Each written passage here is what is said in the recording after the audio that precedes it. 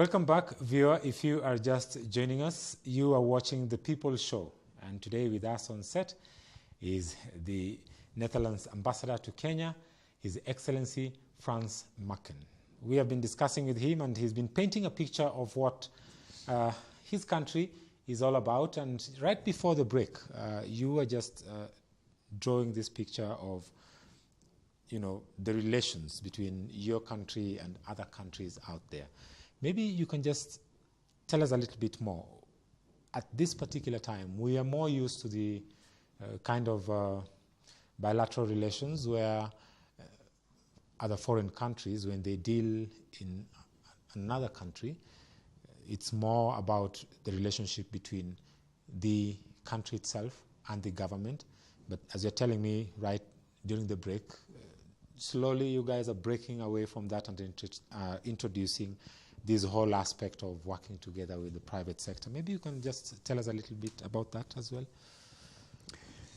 Yes, obviously it was important that Kenya moved up in the ranks from being a low-income country to a lower middle-income country. Yes.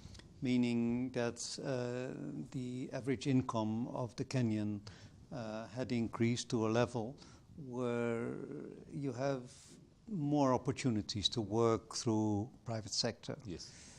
Now the Netherlands had already for decades, almost since independence, had development programs in Kenya.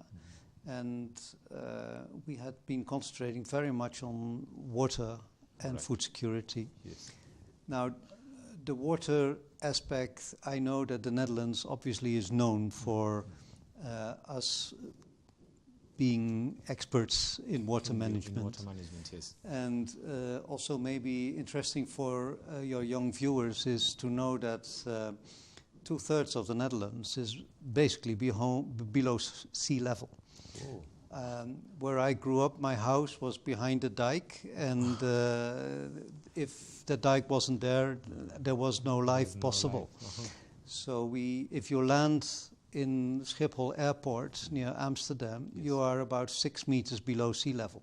Wow.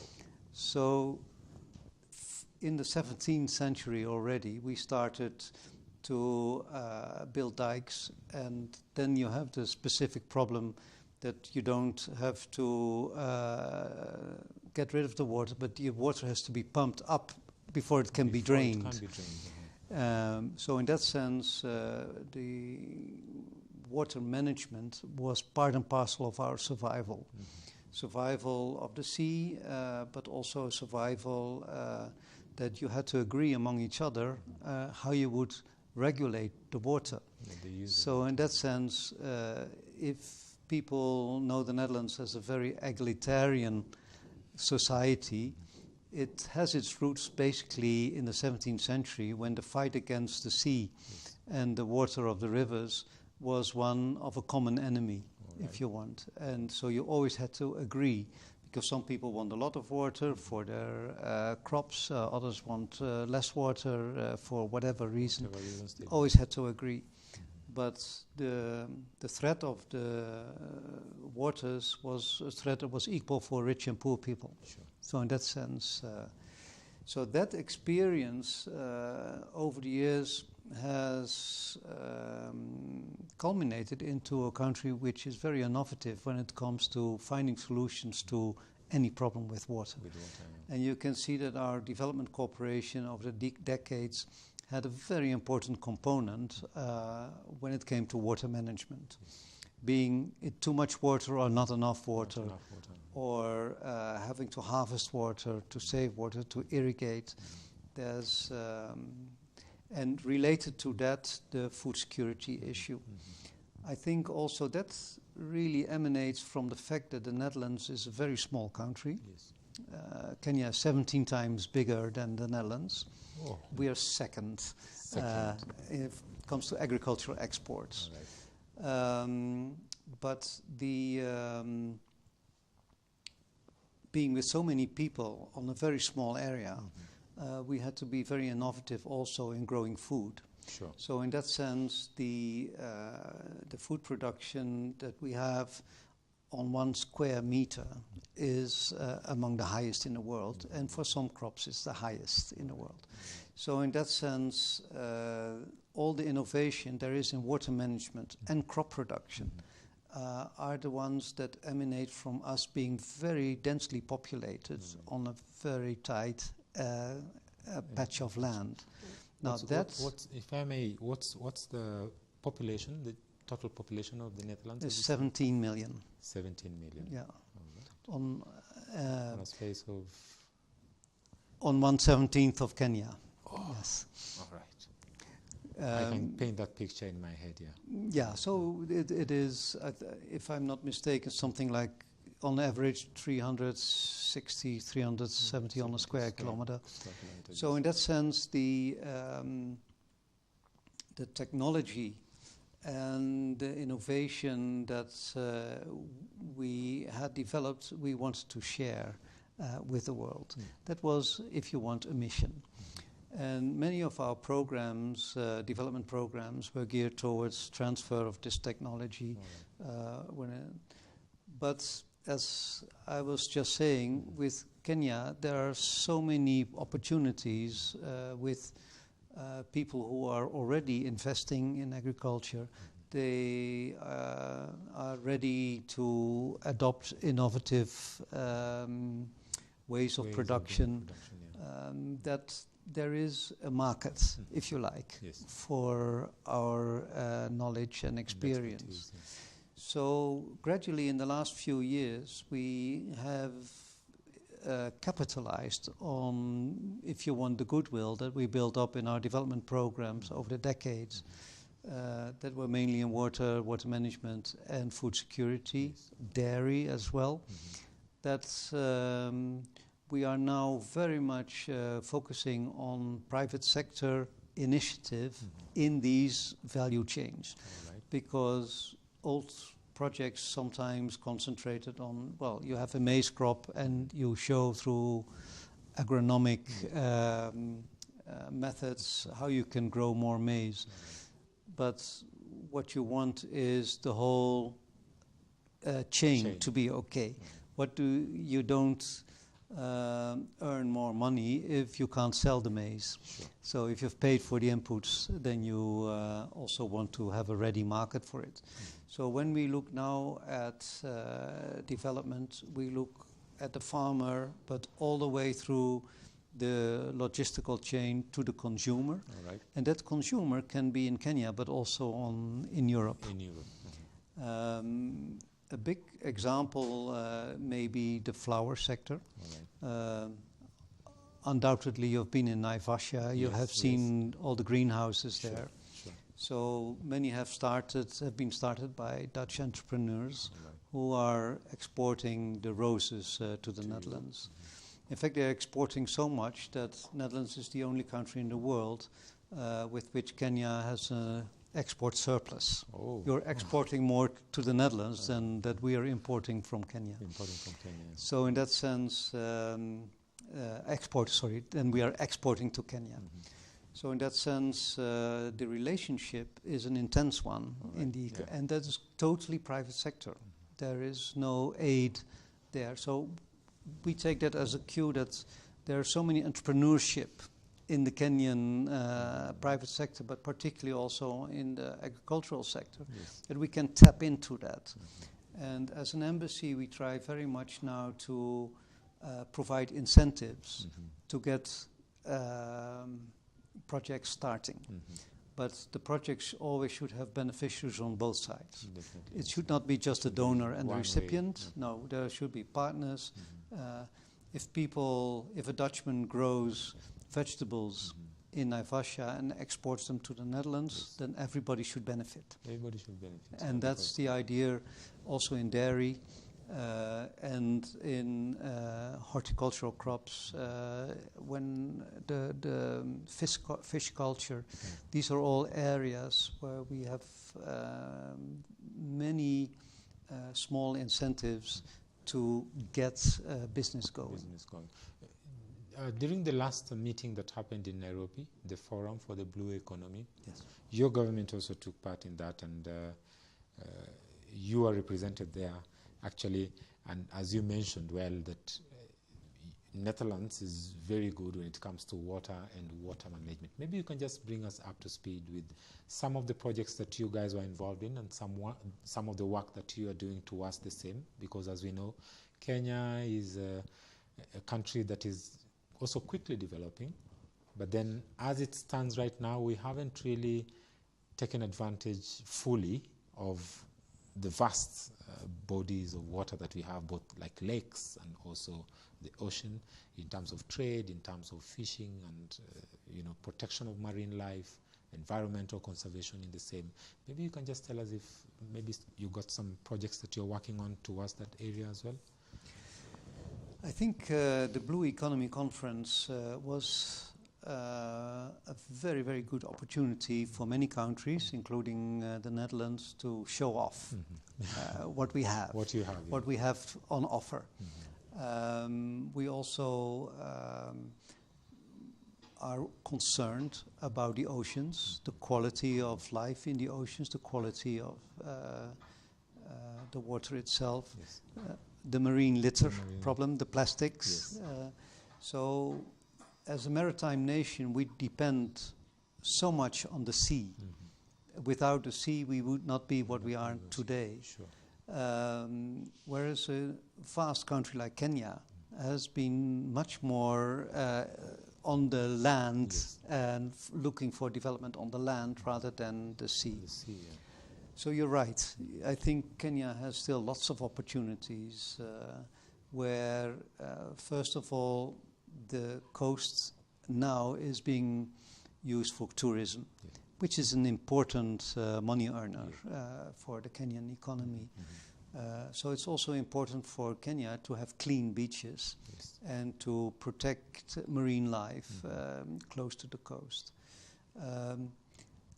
I don't know about fish in the menu. It's not a popular one for everybody. Yes. But fish as a source of protein is extremely important. Sure. And so fish not only comes from the sea, we also have Lake Victoria, yes. Of course. But then there's also fish culture. You can breed fish in tanks. In tanks, yeah. So also that is part of our program. Also to boost food security in order to make more protein available to the population at affordable price. So indeed, the blue economy is multifaceted. It's not just the sea, it's also the tourism, but it's also the food that it can produce. And Kenya has opportunities here, yes.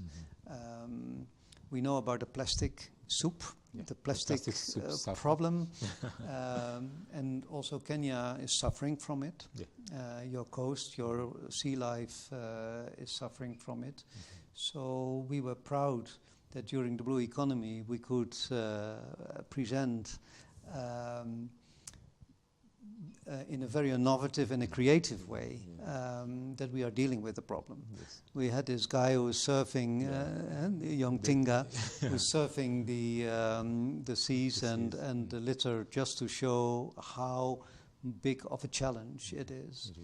But also we could not get him to this conference, but we have another young Dutchman who, as a teenager, already thought of a solution to clean up plastics in the sea, in the Pacific even. And his idea got traction. And through crowdfunding, over the past few years, it has come to a point where he is now at the high seas, where his invention is being tested for real, on a real scale, where plastic is being assembled in a kind of horseshoe contraption, and which catches the plastic, and that is brought onto a ship for recycling. And he reckons that where the plastic is concentrating in certain circular streams, that he can catch it there and clean up the sea. But it's very important that also we don't use too much plastic in that sense. So Sure. Kenya made an important step. Yeah. We are no longer plastic bags. Right, banning the plastic bags. Yes, they are not allowed anymore. It's a bit inconvenient in the beginning, but I can see everybody is getting used to it. Used to it, and life is moving on. And we had the floods, and normally after the floods you saw lots and lots of plastic everywhere. So less sewer lines clogging and everything. Exactly, exactly. And not only that, also wildlife, not even in the sea, but also in the parks was suffering, sometimes dying from plastics. So in that sense, Kenya has been one of the countries now at the forefront of combating the plastic problem. But also His Excellency, the President, at the Blue Economy Conference made a lot of commitments towards a blue economy for Kenya, which I think provides new opportunities to also explore that part of the economy.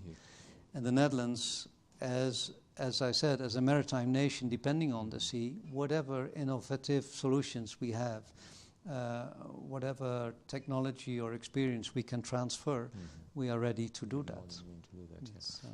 It's quite interesting because, you know, your country is doing a lot in Kenya. Maybe if you can just shed a little bit more light as we draw to the conclusion on what it is like, or what it would take for me as an individual. Say, Timothy, I want to go to the Netherlands and study and work, or relocate and live in the Netherlands. I mean, how easy is it? We know of some, you know, Western nations where it's normally very difficult to get a visa, which you still have to pay for, and then at the end of the day they tell you that fee is non-refundable. So you're like, how could I sell all those dollars? And then, you know, how easy is it to relocate to the Netherlands, and how welcoming and, you know, are Dutch people?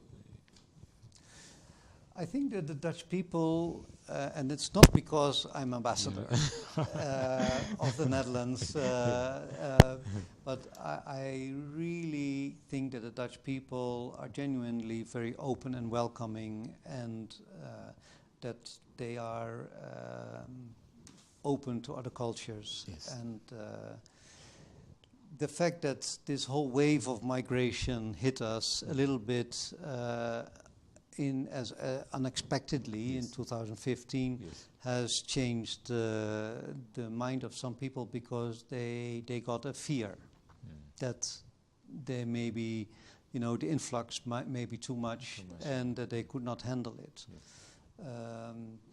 But if you want to relocate to the Netherlands, unlike other countries, our population is rather stable. So we import a lot of knowledge, if you want. So in that sense, any skilled person finding work in the Netherlands, I think does not meet with many problems.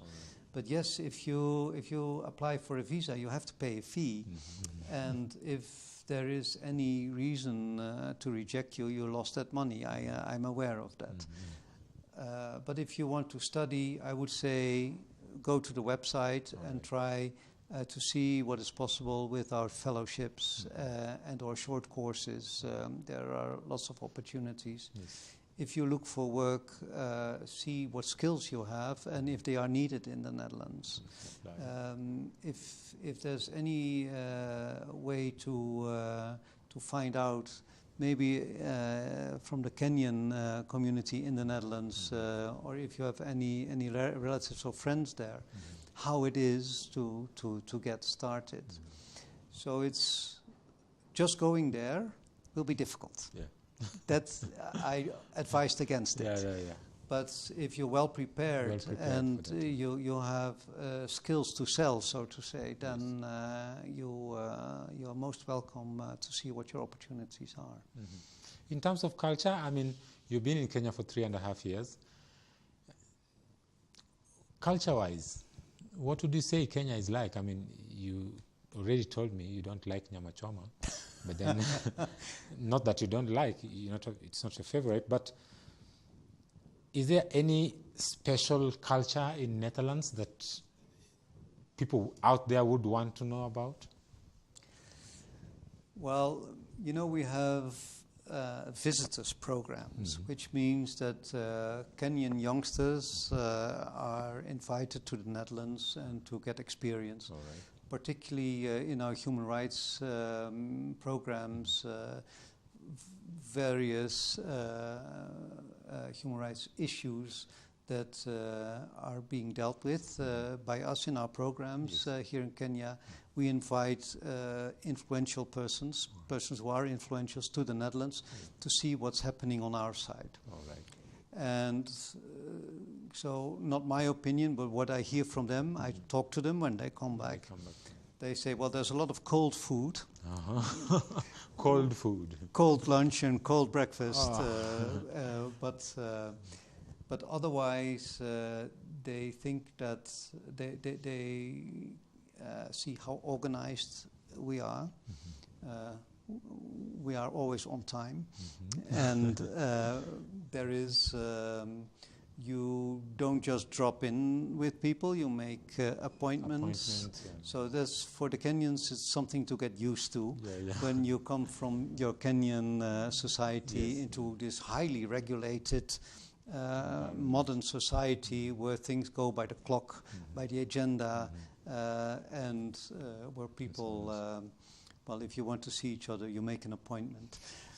So in that sense, some find it a little bit less warm, but I think as a people we are still very warm and welcoming. Right. And in that sense, I hope most Kenyans also come back when we talk about human rights, that they see lots of examples as how things are regulated in the Netherlands, that they take cues back for use here. Right. So we don't want to be here and tell you what to do. All right.